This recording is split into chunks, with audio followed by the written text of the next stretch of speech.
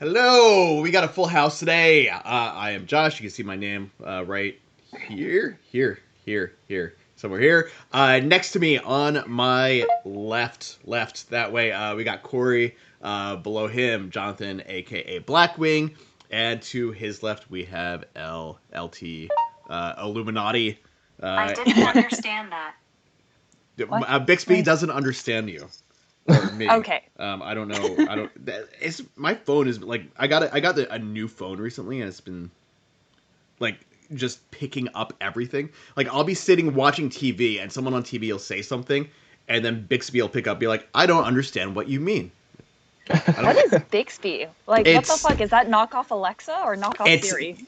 Both. It's Samsung's Google Assistant.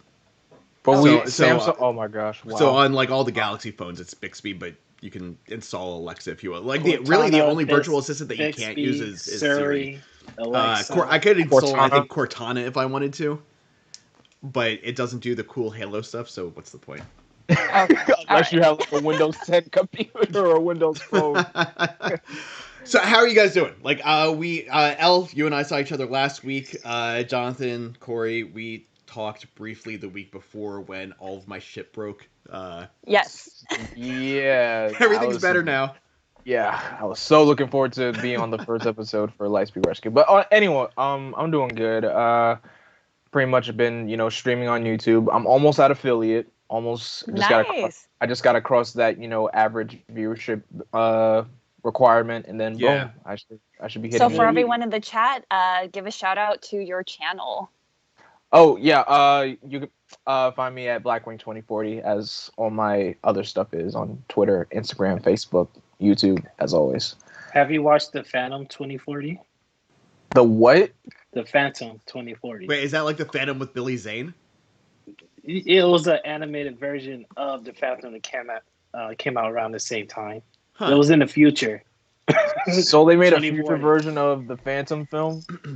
Yeah. I know Defenders of the Earth, which you can also watch on Amazon, that has it's Phantom and like a bunch of like knockoff DC and Marvel characters.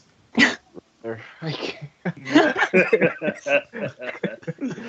yeah, other than that, I'm doing solid. Just I was trying to make a reaction video for the Suicide Squad trailer that released yesterday, but I was busy taking care of other that looks things. So good.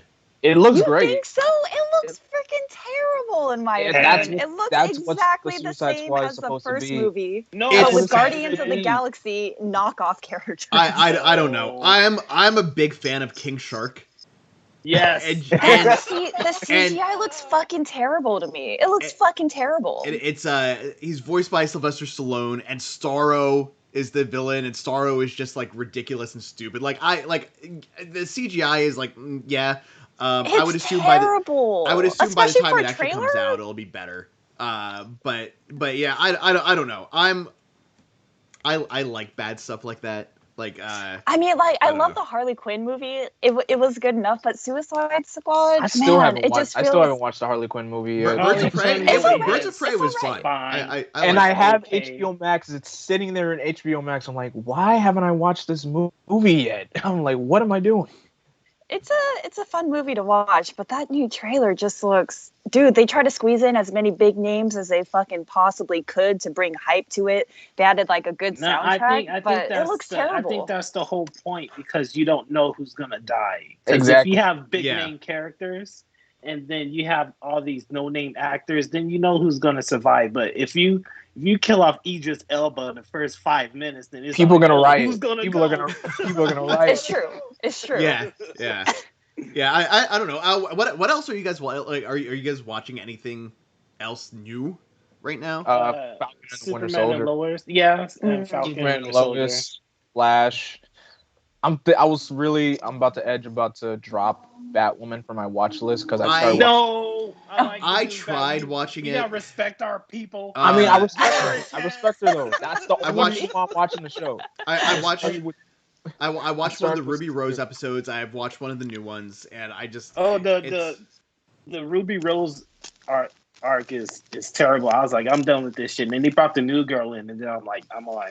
The Yeah, Batmobile's ugly, maybe I'll give it another but try. I don't know. That's I'm waiting for only Legends of Tomorrow to come back. That's the only reason why I'm watching Batwoman, because she's black. But the whole, everybody's like, the background characters be like, oh my god, Kate's not here. What should we do? What will we do if Kate is here? Like, all right, if y'all gonna keep complaining about Kate, I'm turning this off. Yeah, we're done with Kate. Let her go. She's gone. That's why every single point I'm hearing them complain about Kate, I'm just like, if y'all gonna complain about Kate, I'm dropping the show. I'm like, I'm not watching this. I watch for the new girl, not for y'all to complain. Al? Man, I don't watch TV. I don't even know why I'm on this show half the time. I only watch Power Rangers. That's why I'm only on this Retro Ranger show. I'm only watching Retro Power Rangers. That is my TV for the entire week. I started watching rewatching Rick and Morty again. Nice, from the first season, or yeah. I'm on season 2 now, and it's just God, that show is just so ridiculous. it really is. It's pretty fun. I can't wait for that to come back in like 5 years. Yeah, season 5, whenever that's gonna happen. Morty. I tried. I don't know what it is, but I can't. It's ugly animation. It's hard to it's get not into, that. No, it's and not it's the gross. animation. I don't just know what it is, but like, I mean, I watched the whole first season, but I feel like I may have to go back and rewatch it again. But it's not pulling me in. I don't know what it is. I mean, you kind of have to watch it as if it was like Back to the Future, but if Doc Brown was a douchebag. Yeah. And like, it's super existential crisis. It's like a lot of like philosophical kind of like ideas meeting, where it's just like, do you believe in nihilism? Is that like something you enjoy, that like everything is meaningless? Otherwise, it's like, it's a pretty dark show. It's a pretty dark show. Yeah. It's not for everyone. The Mr. Meeseeks episode is one of my favorite episodes. So that was great. Meeseeks, like Snuffles. I love Snowball. Snuffles. Like, that second episode pulled me in. That dog is so cute. It made up for the ugliness of everything else in that show. Have you watched what's the other one? Solar Opposites? Solar Opposites. I did not. I don't have Hulu.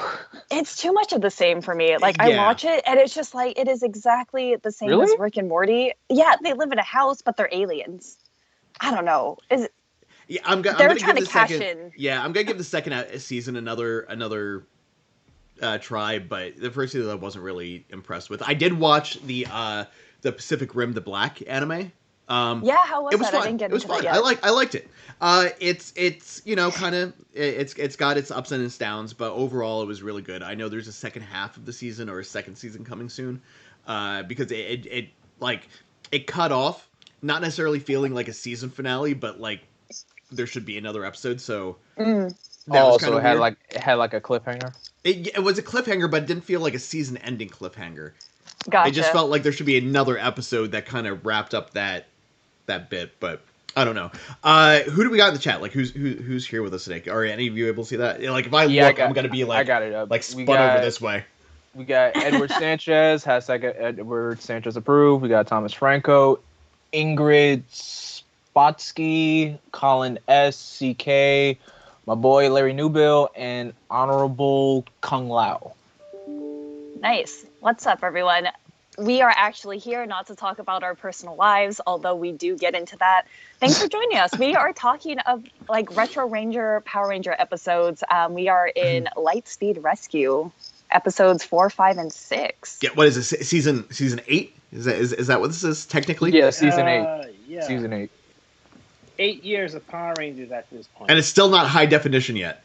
It's bad. Like watching these. Oh man, it's like watching TV without my glasses on. It's like, everyone is so out of focus. It's terrible. I'm not gonna lie. It is kind of rough. Like when I was making the thumbnail for this week's episode, it was rough. It's almost trying like to looking find... at Minecraft, man. Like it's so pixelated. It was hard finding a good spot that didn't look blurry, that I could get a still from, that didn't have like the hand like movements going, like, you know, like seeing the hand here and here at the same time. And it was weird. Then I tried like an AI upscaling thing to make it look better, and it looked like she had like lines in her teeth. It was just like, all right. I don't think we're ever gonna get HD versions of the old Power Rangers. I don't think it's ever gonna happen. There's no way, especially with the Sentai footage being as old as it is. Like that's gonna be too hard to get them on the same. Yeah, that same Sentai was like field. the last Sentai that came out during the 90s, so it is hard to find a good touch-up for it.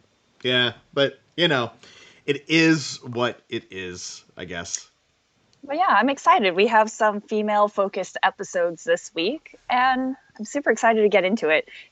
For Corey and Jonathan, do you guys have anything to say before we get in? I know you guys weren't here last week, but let's do a little recap on your opinion. I got problems with how they chose the Rangers in Lightspeed Rescue. They chose 5 randoms out of the city instead of like Chad. Oh, he swims with freaking whales. Let's make him a Blue Ranger. And then Kelsey water is blue, rocks. Corey. Water is blue. No, it doesn't make any sense. Like in the Super Sentai, Red Ranger is a fireman, Blue Ranger chemical firefighter, Green Ranger was the pilot. He was the fireman in the air. They dropped. Okay, yeah. And then Yellow was a beat cop, and Pink Ranger was a paramedic. That all makes sense because that's what they did. But in Lightspeed Rescue... So that explains why Dana in that first episode ran over to the little kid and was like, I'm a paramedic! Yep. And then didn't go anywhere. She's in the ambulance. Not to mention her skirt is, like, not up to, like... That skirt was mad. It's not regular. It's super that skirt short. Was tiny. They should be past her knees. Yo, this ain't middle school. That skirt was tiny. It is. I'm not gonna lie. They be laxing. Oh boy. Let me see that leg, girl. I was like, no. I think that's why when she came back in Legendary Battle, that skirt was a lot longer. So because they know they was just being gross in 1999 or let me ask both of you guys a question about this. So how do you feel about the fact that everyone knows who they are? Like the Power Rangers' identities are not a secret in the series. It's like, better this way. I mean, I like it that way. Even in Downhill Fury, he's like, keep your identities a secret. Like, why? Why? Like if all the bad guys already know who they are, what difference does it make? Exactly. It doesn't make. I mean, even in Beast Morphers, it's like, why? I mean, even this is kind of a little bit of a spoiler for RPM. Their Ranger identities are public in RPM too. So yeah. Oh, see, that makes sense. See, yes. I like that. I like it being out in the open. I'm also super interested because this is our first Power Ranger team that doesn't have like mystical powers as the source of their these like, powers are man-made. It's completely science-based. I feel like Josh probably relates to that more with it being a little more sci-fi in that aspect. Yeah, I mean, I dig the fantasy stuff too, but I feel like it's more of a it makes a little bit more sense in like with what they're doing in the season that they built everything. But yeah, I don't know. Like if it had been a mystical thing that they had just come up with, that would have been a little bit weird considering they built all of the stuff. Like that's why like with the mystical stuff when it's like, oh, Tommy just built all these new Zords. I'm like, what? How? Yeah. And when? And I like that we have a female scientist coming up with everything. I feel like, man, we're a little more progressive in this. Even Dana's episode this week, I was like, all right. Asking some important questions. I ain't gonna lie. I had my eye on Miss Fairweather since I was a kid, so... Dude, she's good looking. She's super good looking. She is fine. If Joel's gonna fight you, you better calm it down. It's true. She has like the koi hair too that kind of like falls just slightly in your face, or you just kind of want to move it out of the way sometimes. But yeah, like, dude, her character is spicy. I like that. Look, I'm pretty sure she had every kid gushing over her that was watching that Lightspeed Rescue back in the 2000s. I'm pretty sure. For sure. So let's jump into this first episode. This is Kelsey's like character building episode. What did you guys think about like this opening with her like doing the roller derby thing to save the dog? I have that was weird. All right, let's hear it. Because I know a lot of people in the Ranger fandom find Chelsea's profession to be the elephant in the room because what profession? Yeah, exactly. What profession? She's like exports. Like this is a time of the late 90s, early aughts.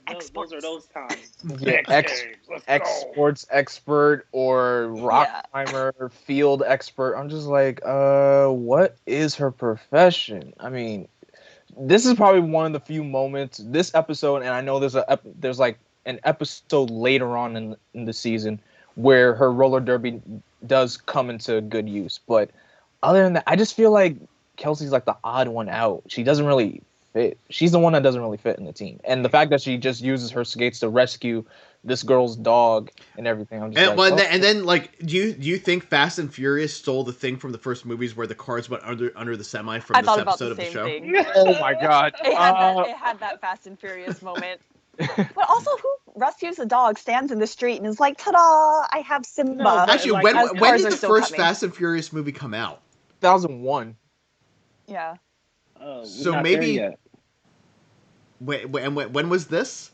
2000. Oh, okay. Yeah, it's 2000. Okay, so this was before it. But like just barely. I just hit my teeth. I hope you guys heard that. Oh, yeah, I did. But yeah, like, I don't know. Kelsey's whole thing at the beginning, it just seems so frivolous. But do we have our first kind of like lesbian character, or was that just me trying to read too hard into her relationship with the pilot? Come back. Oh, damn. Of course you don't. Of course you don't. In Go-Go 5, her character is reoccurring. Mm-hmm. Oh, yes, you're right. I forget her name, but the spaceship the pilot, astronaut lady, yeah. But they use like 5 different spaceships. I'm like, whoa. They used the Mega Shuttle, and then they had a generic one, and then they had that's one from the Sentai footage. That's something else that I didn't quite understand here. Like they were talking about this being like an experimental ship, but I'm like, but they like. Last year, they just shot like a whole space station, like colony into space. Like, it should look a little bit better than this. Yeah, how does Mariner Bay have its own space program? I mean, because America has NASA, right? And then SpaceX is independent. So NASADA, I guess you could say, is America's NASA. So then Mariner Bay has their own SpaceX. That's how I'm looking at it. But I don't know, it's kind of crazy, like, to think, because they're not super far in the future, where it's like, you are going to waste all those resources, materials for a 4-hour flight into space? Well, they were putting a satellite up, right? Angel Grove. They got it down packed. What's going on? I mean, I guess, I don't know, that whole thing, it was all weird. Plus, they already know, like, don't they know that aliens come down and, like, destroy Earth all the time, specifically now Mariner Bay. But now they're weather monsters. Like they control like these are fire demons. And stuff on these Earth. are straight up demons from. Yeah, these demons been locked away. They're not thousands of years. I guess. Okay, so they're not aliens. They originate their spirits from Earth. The Earth demons. Earth demons. All right, so they're and the Earth. The Earth has been attacked for like a year, so Earth it was like 5,000 years ago or something. With this weird we've completely rewritten history with this Egyptian Greek. Yeah, so it's kind of like the original Titans. So you have like, I don't know, tornado dude Egyptian, for this are they one. Greek? Are they Roman? What's going on? Because I'm seeing they're all everything of at once. They're all of them. They pulled from all the resources. But yeah, I don't know. It was weird. How did you? I thought there was like some kind of like budding romance between Kelsey and our main astronaut. I guess not. She never comes back ever again. I forgot she existed until today. I'm like, oh yeah, the space ladies. What else happened in that episode? Like, I mean, not a lot really happened. The space shuttle went up. The demon attacked. It created a weather situation that made the spaceship have trouble landing. So all of the Zords came together to help it land. And Kelsey did something crazy because that's her middle name. And Diabolico announced himself to the Rangers. So now the Rangers know what they're up against officially. Oh, a fun thing. I don't know if you guys noticed it when Kelsey was holding her helmet. You can kind of like see the rebreather in her helmet. If you guys noticed that. Oh, I didn't notice. I don't think I did. Yeah, and Lightspeed Rescue, their visors open up so you can like see their face, like you can touch it, like you can go in. Yeah, the visors can open up and they have like a breather for them. But in Go-Go 5, the tint of the visor just went clear, so you can see the person's face and the rebreather. Oh, okay. So it's like Kelsey was holding the Go-Go 5 version of the helmet at the end of the episode, which they never used and they should. Honorable Kung Lao I'm just basically putting that just out said there. that this season of Power Rangers is Power Rangers Yu-Gi-Oh. I thought that like Oh, the because of cards the remind cards, me. yeah. I said Yu-Gi-Oh / Magic the Gathering kind of Digimon, cards yeah. that come out. But yeah, I don't know. Like it was an alright episode. I don't feel like I learned a whole lot more about her. I don't know if she's more sympathetic. She's just Kelsey the crazy. If anything, I would say her moments do come a lot more when she's with Chad, and you're gonna see that later on. Oh yeah, they're like buddy. I would assume so because it also seems like Chad's profession is Swimming. not a profession. Like he's a SeaWorld trainer. But that's cool, man. Like I don't know. I wanted to be that when I was a kid. I wanted to One ride thing dolphins. they brought up in the first episode was like, oh, you know what water does to us. Oh yeah, the demons are afraid of water. So Chad should be the most powerful ranger. There shouldn't be an issue. Dude, is this gonna end up like Signs? Are they all gonna like? No, the water thing doesn't come. That was the first and last time you hear about the water thing. It's gone. Gosh darn it, Power Rangers! It's gone. Well, because otherwise the Power Rangers can just go get like super soakers and they'd be done. I mean that's the whole reason why their base is underwater. But at the same time, they squirt water at these dudes all the time, and they're just fine. Have they tried dropping a house on one of them? This ain't Wizard of Oz. Maybe. Yeah, this ain't Wizard of this ain't the Wizard of Oz. They're not the Wicked Witch of the East or the West. They ain't gonna work. Was it Rita's this not episode here anymore. where they used batons? Was it, or was it the next one? The Where they're baton like mode. batons, and I was like, "You have guns!" Like Indiana Jones figured this out, where he was just like the guy with the whip and stuff. And he was like, "Shoot him!" It's for close combat. You know, when that I don't person's know, like, but come like, on, you I come just up saw on 'em the real quick. guys come out with the batons, and then Kelsey and Dana were the only ones that are like, "I'm gonna shoot these guys." I'm like, "You guys go. You guys know what's up. You guys have guns. I don't know why you're not using them on these people." Really funny story, completely unrelated to anything, but because you brought up Indiana Jones and that scene with him shooting the guy, Harrison Ford was actually sick when they shot that scene. Like he was supposed to have like a giant sword fight with that dude, but he just couldn't. He couldn't concentrate on doing that, so they were like, just shoot him. But yeah, I don't know. I just thought about that when like the Power Ranger batons came out, and I was like, what kind of police brutality like weapon toy is this gonna be? Just shoot them. I love the baton mode. I don't know. They use the batons for like all. I prefer them when they're just regular handguns, because if you could see, Carter is very good with the handguns, because he has that Optimus Prime perfect aim shot. Yeah. So for a fireman, he's pretty good with a gun. Yeah. So Matthew Thompson joined the chat, and he says that Chad is actually the most powerful one because of his martial arts skills alone. That is reminds me. Chad's stuntman is I suck with names. Quantum Ranger. What's his name? That means nothing to me. Oh, yet. Dan Southworth. Daniel Southworth. Oh, really? I know who that is. So in the Ranger suit is Daniel Southworth, who becomes a Quantum Ranger in Time Force. I said because the actor Mike Chat, like isn't he like a trainer for? Yes. Yeah, he can fight. So I'm like, I mean, I guess he can't do all this because if he hurts himself doing a Ranger stunt. Yeah, you know? yeah, that makes sense. That's why Rocky disappeared. You know. So let's get into some notes and errors from this episode. Before even reading any of these, I'm going to guess that half of them aren't really things, that they're just kind of, hey, this is a thing that Let's happens just in the skip episode. over those. Those are a waste of time. Let's see. Errors. We've got 2 here that are listed. In the real world, it's likely not possible for a space shuttle to return to the city it took off from due to the rotation of the Earth and the pull of gravity. Oh, logic. No, wait. Don't they do that all the time anyway? No.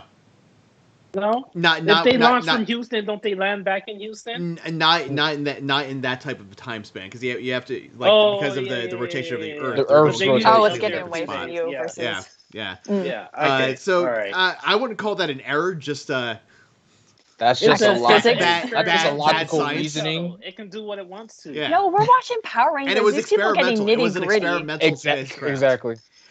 Second one they've got listed here is, despite clearly overhearing the Rangers' conversation, which includes Kelsey being called by name several times, Nancy doesn't realize it's Kelsey until she responds, crazy is her middle name. Honestly, I thought it was one of those things where it's like she heard her voice, and for the first time in Power Rangers history was like, I know who you are. Yeah, it just like clicked. Yeah. Let's see, notes. Some of the shuttle footage was from Power Rangers in Space, Sentai counterpart, not the season that they used for this show. Actually, it was from Mega Ranger. Yeah, Mega Ranger. Actually. This says Power Rangers in Space's Sentai counterpart, Denji's Sentai Mega Ranger. Yep. Oh man. This is the first time where Kelsey appears helmetless. It's from Mega Ranger. I'll buy Corey some glasses. Yeah, I don't have any glasses. Just for that. Let's see. This is the first time that the alternate transformation sequence for the Lightspeed Megazord is shown. I mean, we're only 4 episodes in at this point, so there's got to be a lot of first times. I think the Megazord gets put together so slow. It is. This is one of my least favorite Megazords. It is more realistic, but like this goes back, like last week I was saying that this makes me feel like in the Karate Kid when Daniel LaRusso is standing there doing the crane thing and Johnny is just standing there staring at him and not doing anything. Like, just take him out. Just like, you're bad guys. Just shoot the thing while it's being put together. Not over real quick. I don't know, because even like poor Chad, man, like he gets the wiener part and he sprays water out of it. Like, who the hell designed this? This is like the ugliest Megazord I think I've ever seen. The walker mode. Chad is the legs, Carter's the midsection. No, he's not even the legs. The legs are the girls. He's literally you're right. The legs he's literally the girls just are the legs. groin. Chad is the Chad is like the whatchamacallit. No, because in Carter's the arms is like from like the belly, the navel part to the arms, and then it's like go gadget arms coming out all weird looking. Like, this is the ugliest Megazord I think I've ever seen. You know, I mean, I do agree with you. I'm not necessarily a fan of it. Of how I genuinely just like this Megazord sequence just because I get to hear the instrumental of the Lightspeed theme song, because it's just, the theme song is just great, especially when you just hear the theme song. It's instrumental. Yeah, you know what? Beautiful. On that notes, this theme song is actually probably my favorite so far. Oh, this one actually does get stuck in my head. It's up there. It is. Yeah. Up there. It looks like that's actually really all the notes. Do we with this new show, how do we want to do ratings? Do we want to do ratings on each individual episodes, or just like overall for the episodes that we're watching for the day? Let's do individual. Overall. All right, let's do overall. Well, I was gonna say individual because none of these like really connect. Like we've always been doing individual. Yeah, I was like, none of these connect because this one was. That's also very true. Oh yeah, that is true. Like we usually rate them together when it's like an arc. Yeah, story arc. Yeah. All right. So what would you guys give this episode? Let's start with you. 2.5. 2.5. I'm just being nice. 2.5. Corey. Yeah. 2. L. I don't know. I'm gonna give it a 3. I thought there was some budding romance and some, progressive ideas going on, even though it never comes back. No, I liked not it. in 2000. What do you mean? Yeah, I know. In a kid's show. That's true. I mean, maybe I'm reading too deep into it, but yeah, I'm gonna go with a 3 too. 3, not a 3.2. 3. It's not like there's nothing inherently wrong with this episode. I didn't see anything that really stuck out to me as being bad. But there was nothing great about it either. It was just kind of it was just there. Surprisingly though, I complained about pacing a lot with Power Rangers. I didn't have a problem with pacing with this episode. Like it like everything that happened flowed pretty well. The way the story came together made sense, and it didn't seem like there were any like weird time jumps or anything that were happening. So for me, it was a solid story construction. It just wasn't a story that whelmed me. Yeah, Lightspeed Rescue is pretty solid. Is whelmed a word? I have no idea. Whelmed has become a word ever since Young Justice started using it, so I started using it too. Okay, because I know you can be that's where it came from. Yeah. Yeah. Okay. Because you could be overwhelmed, then you could be underwhelmed. Underwhelmed. Why don't you just Yeah. whelmed? You could just be Can whelmed. you just be whelmed? I have never heard that in actual context, but all right. I mean, I can't argue with that. Grace and add into the dictionary. Yes. Thank you, Jonathan. You You want to pull the ratings from the chat? Certainly. So we have Thomas Renko. He gives it a 3.5. We have, oh my gosh, a lot of comments. Jared Hodges, he gives it a 3. And that's, those are the only ratings. Wow, I thought there'd be more ratings. All right. Maybe they're waiting for the next episode. Any comments that are relevant to what we are talking about? Abram Realtors, or questions. He said the one thing I will say about the Megazord that doesn't make sense is how the Megazord does those kicks. Oh, the ladder arm kick? Yeah, the ladder. Because the arms are like punched down, kicks. And it's just, kind of like on a bar, freewheeling all over the place. Colin S says in the Go-Go 5 movie, Nancy's counterpart becomes the demon hunter for about 5 minutes. Oh, well, that's a bit of a spoiler for me, but okay. Well. No, I didn't get up to that part yet, but oh well. I might forget anyway because I don't care about her character. And another comment from Abram. Yep, honestly, the characters grow later in the season, which I love how they make sense, plus also contributes to them growing as a team as well. That is also true. That is very true. All right, well, let's move on to the next episode. Was this one A Matter of Trust? Is that what this one was called? I think. Yeah. So this is Dana's episode. Let's see. Fight for who gets to tell us what happened in this episode. Fight. Okay, Jonathan, just tell us what happened in this episode. Fight for whoever has to talk. Okay, so I always considered Dana as not a weak Red Ranger, but more like a acceptable kind of Pink Ranger. So in this episode, she definitely, she's very antsy of that. Like, the team is getting their butts kicked, and you're having me drive this guy around for, who wants to go fishing. And I kind of thought about what, Captain Mitchell was going for. He wanted to pretty much trick the demons, keep them on their toes and everything. So it was a good idea in his mind, but to Dana, she thought, the Rangers were actually going after the fuel cell, but I'm like, oh, she was guarding the fuel cell the entire time. She just didn't know it yet. Sometimes, in moments like that, the character needs to, understand what the situation is going on, even if it's, even if your commanding officer is trying to put you in a different situation so you won't be involved of the main situation. Yeah, and it kind of reminded me of Carter's episode a little bit where, like, he knows what he's talking about. He's giving the orders for very specific reasons, but I don't like that being kept in the dark. I hate when there's a lack of communication. It creates more issues. Like, she wasted a good 5 minutes being like, I gotta go save my friends. Like, I'm just carrying around this guy that wants to go fishing. But if she knew, she would have been like, I know what to do. I got to get back to headquarters.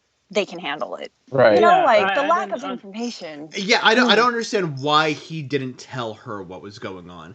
Suspense, literally just for like plot contrivance. Yeah, as far as the story goes, I understand, but it doesn't really make any sense why. Like, he could have, like, if he was worried about like them having tapped the communication devices inside of the base or something, he could have written that information down on the paper that he gave her, or like Morse code it to them. Yeah, it just also it was already like for there. the address, like they don't got Google Maps or something where you can send that from phone to phone. They got all these crazy electronic devices. These phones weren't around in the year 2000. They coming up with Power Rangers and robots that come out of the water on a train across a bridge faster than a fucking. They communicate through their watches. Coming together, like there is other ways to get around that. Main usage of communication in the Power Rangers universe. No one uses cell phones until like Wild Horse. But yeah, I don't know. It kind of made me mad. Like I like the sentimental moment between her and her dad, and like, oh man, you do trust me. But also, he don't trust you that much to give you the basic information on any of the plot of this mission. Like, he don't trust you that much. You know what I mean? It's kind of like, oh, I trust you a lot, but not really. Otherwise, I would have told you. Like, I don't know. It's sending me mixed messages in this. I felt bad for Dana at the end. It was kind of like poor writing because I feel like I understand sending them out there so that way they're putting their full effort into it, as opposed to faking it. Like, and then the bad guys are like, "Oh, something's going on." These guys are fighting like they really know something, you know. So like, yeah, well, I understand not telling the other Rangers what was going on, but I don't see why Dana couldn't have known.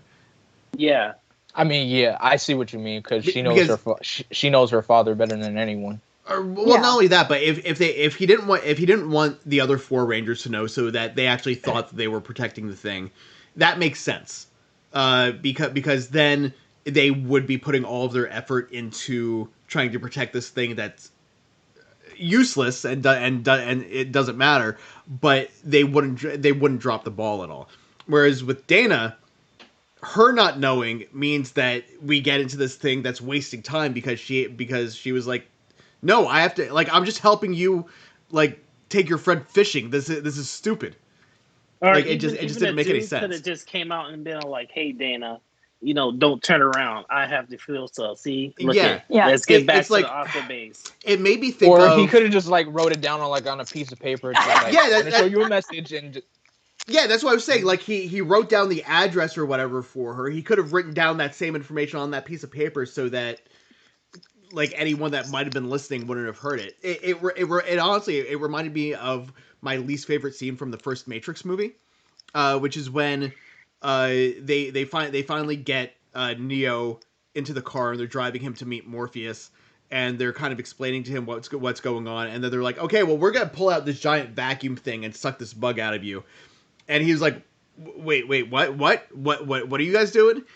And what's her name is like, stop the car, and then goes into this whole long thing about him wasting their time and that he should just walk if he's not going to trust them and all this kind of shit.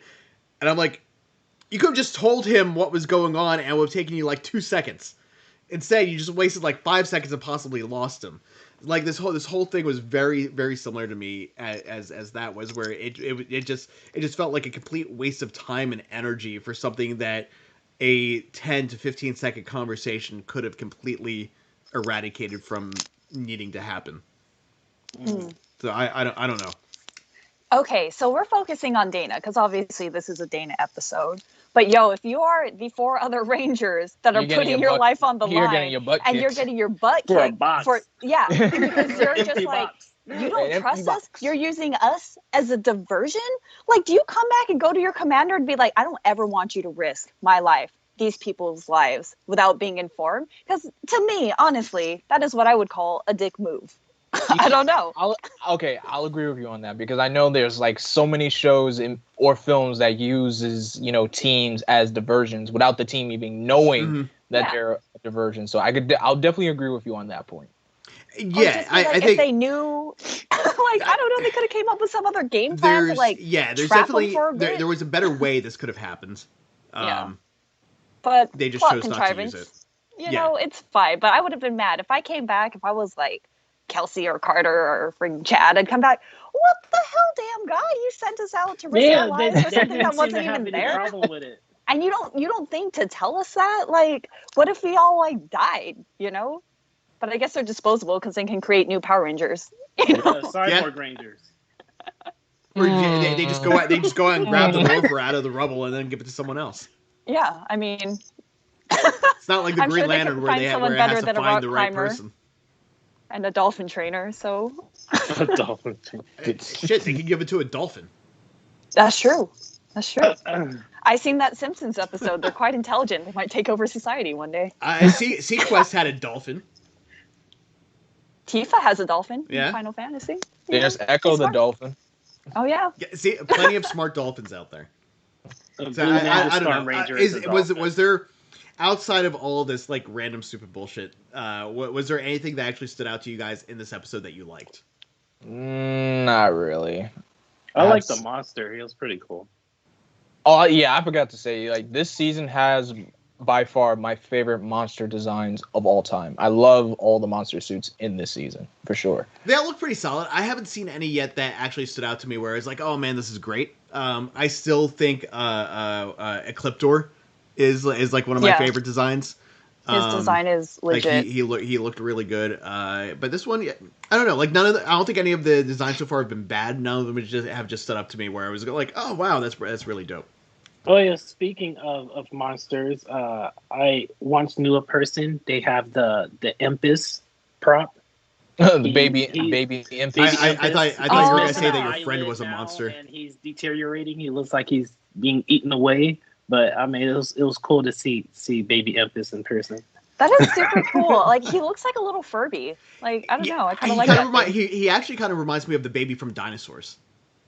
Oh yeah. I mean, because of his eyes, yeah. But, yeah. That was a chunky baby. That was a chunky baby. All right. Like the father-daughter thing, I kind of like that they do address that. Like, I feel like that's a common trope in a lot of stories. So I'm glad that kids are still growing up with that. I don't know. It was an all right episode. It had some wannabe progressive ideas. If you ignore all the other short things. Skirt. Yeah. It's all right. It wasn't bad. Again, I'm pretty sure. Pants on, Dana. I'm pretty sure Dana was eye candy back then. I'm pretty sure for someone. Oh yeah, she was. For someone. I don't know. What kind of, do we have any notes and errors on this episode? Let's see. I mean, honestly, I kind of think that the entire episode was an error. It's all right. Let's see. Errors. The Rangers, sans Dana, escorted Dr. Hansen and the case supposedly containing the dangerous fuel cell and the rescue rover, despite the fact that an open-top vehicle would provide them with little, if any, protection from attack. Although that didn't matter, as the box didn't actually have the fuel cell in it. I don't know that's not really an error. That's just problematic writing. Logic. Yeah. Notes, this episode marks the only mention of Dana's mother and Captain Mitchell's wife. We don't know what happened to she her. Passed away. Yeah. Fireor seems to be smarter than the average monster the Rangers face, immediately guessing that Dana would have the power cell once he realized she wasn't there, and that the others were guarding a fake. I don't know if he was smarter or if it's just like, yo, we only got like 8 more minutes. We gotta go find that power cell to wrap up this episode. The show's almost over. This is the 3rd episode in a row in which Miss Fairweather doesn't appear. And this is one of the few times in the series in which a monster ends up being destroyed by his or her own attack. Oh, yeah. I thought that was pretty cool. Yeah. So ratings. Let's start with Corey. 3. Yeah. Jonathan? I'm gonna be nice. 3. Al? See, I'm being nice. I'm gonna give it a 4. I thought it tried to be touching, and it did have a beginning, middle, and end, and resolution. Like, I don't know. I thought it was pretty well written, even though it was pretty cheesy, and everything else didn't really make sense. I'm gonna give it a 2.5. I liked the last episode better. While again, this episode didn't really have any pacing issues that I can really attribute. Like it was a solid story, like you said. There was a definitive beginning, middle, and end. Everything made sense.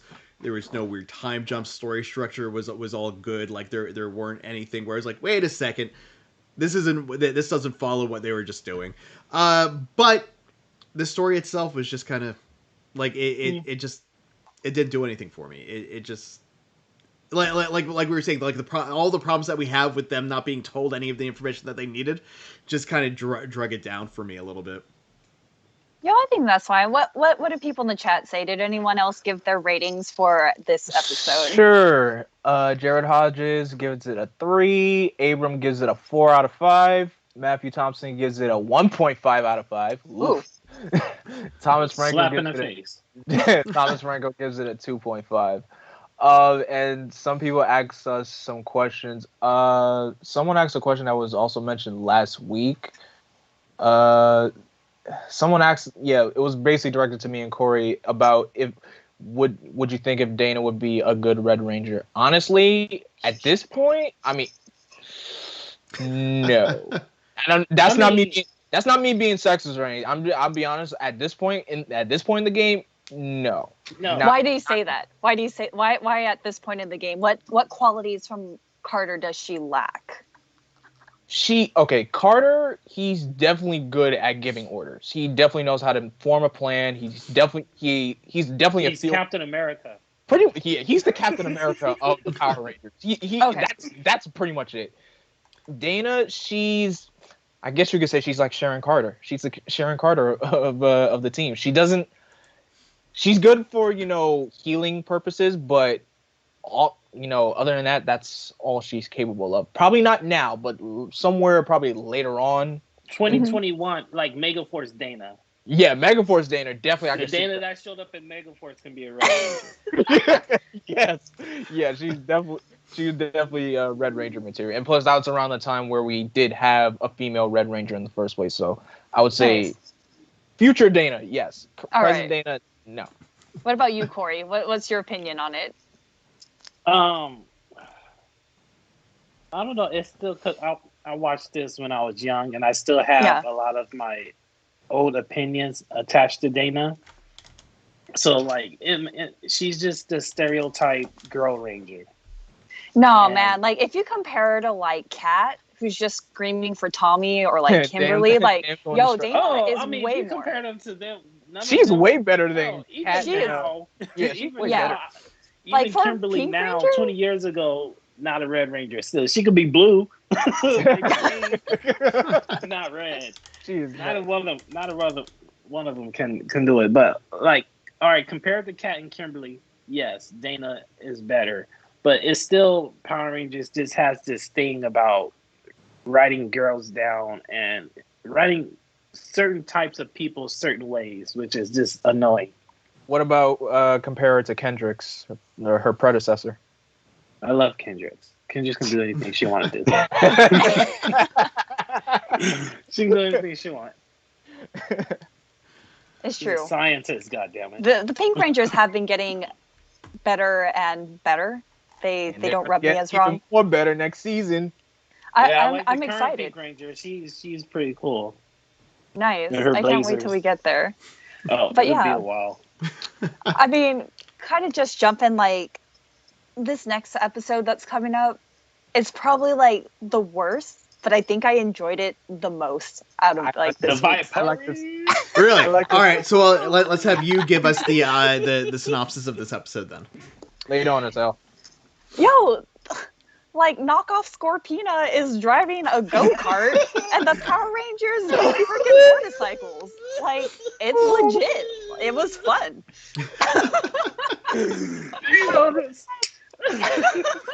Yo, I like that. Like, her outfit is sexy. She looks like cosplay Toothless. Like, she got her own little episode. I'm down with Zane's Rover. Yeah, she stole Zane's Rover and gave it a new look. It's a Vypra. Yeah.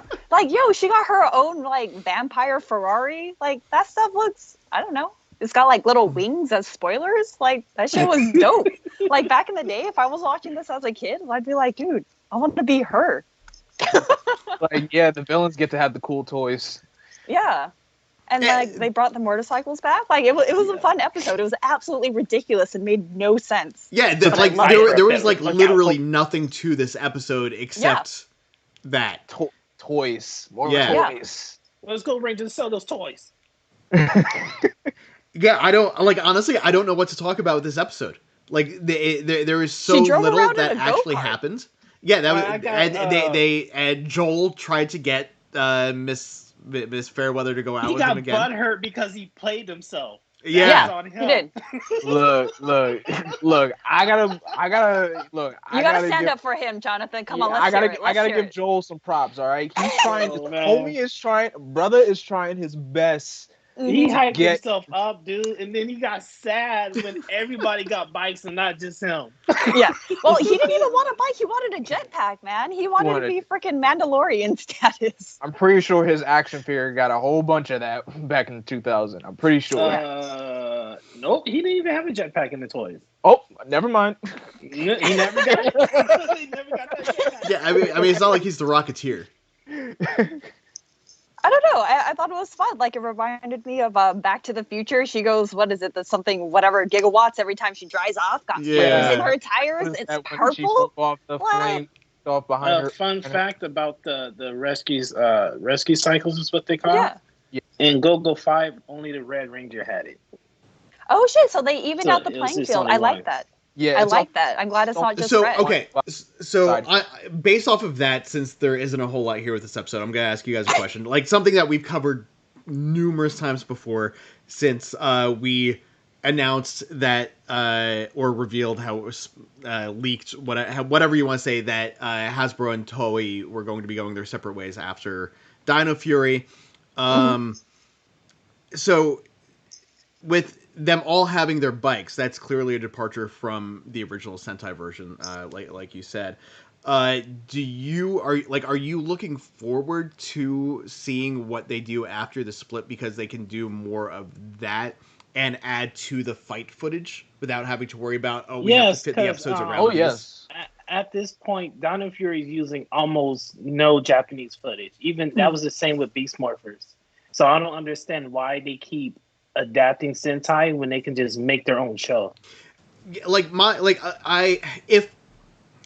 trying to word this the right way, I don't understand. What I don't understand is if people like the Sentai suits and the Sentai and the monsters from the Sentai, and that's why they're upset that this split may be happening. I don't understand what difference it makes if the American versions of the show just completely rewrite the stories anyway. Because if they like the suits and the monsters, you can watch the Sentai and you get the suits and the monsters. If you're in it for the story, then what difference does it make if they have new suits and new monsters, as long as they actually look good? So this is a question for you both, like you guys, and for you guys in the chat here. Actually, Go ahead, Jonathan. What you got? I saw your hand up. But yeah, to pretty much what you said, Josh, like you said with the bikes, a lot of these, Saban pretty much from Saban all the way to middle of Disney era, or pretty much from Saban to the Disney era, they have had creative notions to add more product to the line, which was pretty much the bikes were used to sell toys. Sentai did back in the early days, they did have vehicles, the whole team would either get bikes, or one ranger would get an ATV, a car, or one ranger would get an ATV or a car, and the other rangers would get motorcycles. I definitely see, and nowadays Sentai are not really doing that anymore, because I guess because of traffic laws in Japan, that's kind of changing the notion of how they record, stunt scenes. But I think, this split could actually give them more creative freedoms to do something new, or, bring some old stuff back, because a lot of, the stunt stuff with the bikes, it's mostly due because of stunt choreographer Koichi Sakamoto, and he's pretty much worked on everything in the tokusatsu genre, from Power Rangers, Kamen Rider, Super Sentai, Ultraman. If this split, I think it's actually a good thing, because it'll give them a chance to actually do something more creative. And like you said, Corey, with Dino Fury and Beast Morphers, you see a quarter to 0.25 usage of Sentai footage in an episode. Yeah.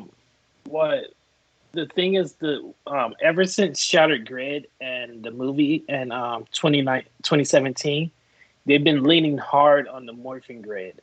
So I'm just thinking going forward, it's gonna have a more of this, the whole Power Ranger and morphing grid, that whole vibe that that Dino Fury is giving off. It's gonna feel a lot more like that, because back in the day, Power Rangers just had powers, and they would get their powers taken away, and then even though they had maybe civilian powers, like in Ninja Storm, they were still ninjas, and they would lose their ranger powers.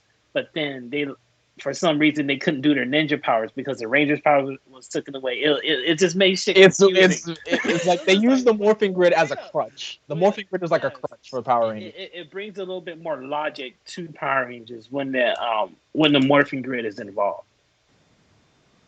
All right, I mean, that makes sense. I don't know. This is way too above me. Do we got any informed people in the chat that gave their opinions? I don't know. That sounds super interesting. Honorable Kung Lao said, I thought they don't do the motorcycle because it is more Kamen Rider's thing, but it's about the toys. Yeah, like I said, the motorcycle. Yeah, if you see a vehicle that's in Power Rangers that wasn't in Sentai, I guarantee you that's pretty much those were for the toys. That was for the sell the toys. Especially for America, if you already have the prototype for one, just add some Mhm. different colors in there, market it, sell it. You know what I mean? Like it costs nothing. In Japan, Super Sentai, they're selling toy robots. But in America, we're selling the action figures. We're selling the Rangers. That's why they have vehicles and new weapons and stuff they don't have in the Japanese version. Oh, that makes sense. Matthew Thompson said Koichi Sakamoto is the man. That's right. He's the GOAT. He's been doing that his whole life, man. His whole life. His whole life. Colin S says sounds like they're weaning off the Sentai footage. Yeah, just about. Yeah. But yeah, that's about it. Those are what everybody's thoughts on. All right, so I mean, there's like no real notes here. There's no errors. It just says this is the first appearance of the Lightspeed cycles, which we know because they were introduced in this episode. So it's kind of obvious. I have some notes when you get done. Okay. Through those. Let's see. Vypra's new vehicle, Vyprari. Disappears at high speed, leaving a trail of fire, just like the famous film series Back to the Future. It's possible this is I got that reference. Franchise. And the power boxes from Turbo Power Rangers movies can be seen hanging on a wall at the start of the episode when the rescue rover departs. It's unclear if these are indeed the same power boxes or just the props being reused. I totally forgot about those boxes, but what? We got a super chat from Craig Anderson. He said, thank you, Craig. With $5, he said, Mystic Force is a prime example of why we need to separate from Super Sentai because its Super Sentai counterpart was mostly all Red Ranger footage. He is correct. Going back to Mystic Force. Rita becomes Mystic Mother in Mystic Force. Oh yes. And people always talk about Tommy and Rita's relationship when they're evil. What is their relationship now that Rita's a good guy?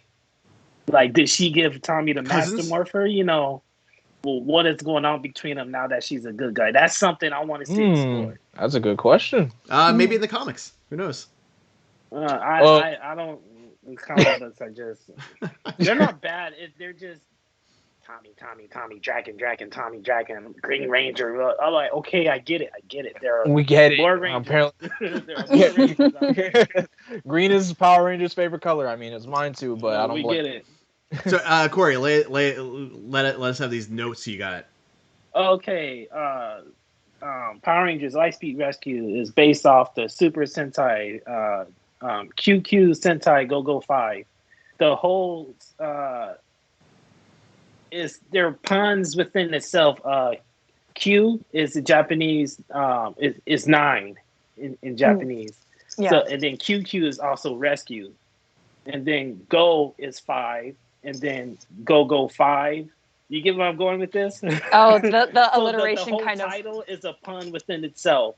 Wow. Dude, and then, self-referential for like the numbers and everything. Like that's crazy. Yeah, Bay Area 55. Then you can also call it Bay Area Go, the Zord platform that it rises out of.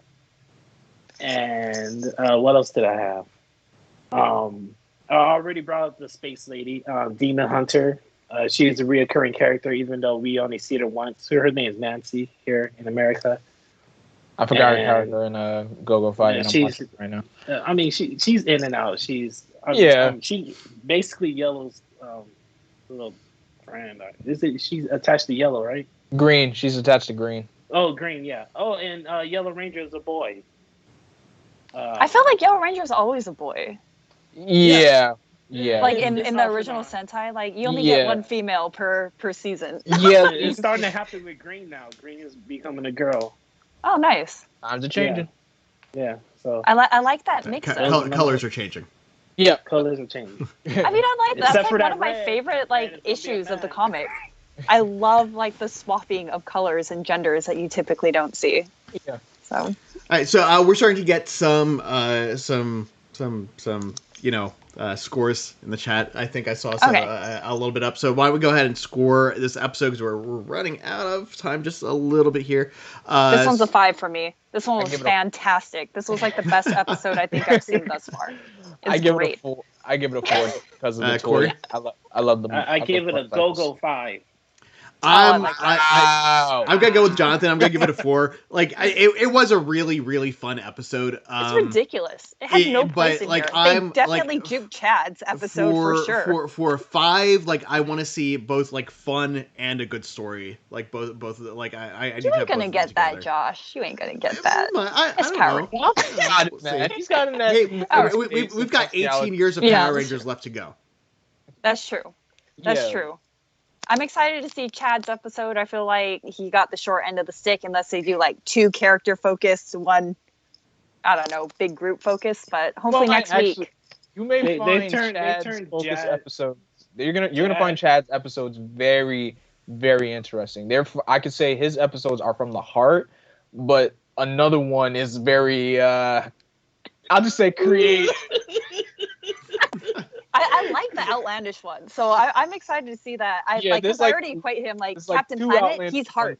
There's 2 outlandish ones and 2 that are from the heart for Chad. Basically, Joel and Chad are like Tweedledee and Tweedledum. They get to that point, sadly. All right. I mean, I'm okay with that. Take a guess on which one's Tweedledum.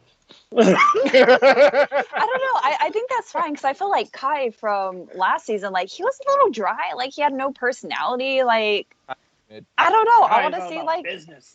I want to see an Asian actor have some personality and not just be like the stick up your butt, kind of follow the rules. Oh, that's meek character. Operation Overdrive. All right. I'll be hyped. Is that the next one? Is that next season? No. You got ways. What's next season? Time Force, my favorite season. Okay. All right.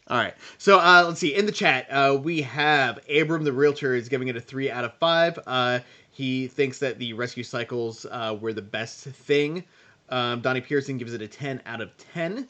And Jared Hodges gives it a 3. And Matthew Thompson gives it a 3 out of 5 as well. While we're wrapping up here, if any of the rest of you guys who are watching want to give it a score, let us know. We'll read those off before we wrap out. But what else do you guys have going on this week? I know, Jonathan, you've got some streaming stuff that you're doing. Corey, you've been working on some new stuff. I'm done streaming for the week because I always stream like 3 days out of the week. So if I reach my quota of streaming days for the week, then I don't have to do anything over the weekend. Nice. Because I don't like to. As long as I got 3 streaming days, I'm good. I'm solid. Corey? I got I'm doing podcasts. I'm just playing around right now. I have 2 up. I'm gonna edit 1 and have it out tonight. It's all on Zack Snyder's Justice League. So me and my cousin went through Man of Steel. BVS will be up later tonight, and I'm still trying to figure out how I'm gonna do a podcast on a 4-hour movie. So lots of this. Lots of this. I had 2 viewings of the Snyder Cut. I'd say my second viewing was a lot better than the first one because I was watching with other people. So I think watching with others is way better than watching it alone. Yeah, most movies I feel like are like that. I tried to watch it. So I saw the early screener with Joe and a couple of the other guys when we were working on stuff. And I liked it, and then I tried to watch it again once it actually hit HBO Max, and I couldn't get through it. It's long, and it's an hour too long, in my opinion. Yeah, it's a lot of it's a real bougie ass movie. I appreciate it. But yeah, like it looks good. Like I don't care what you say about Zack Snyder's storytelling, but his movies always look like aesthetically, they always look absolutely amazing.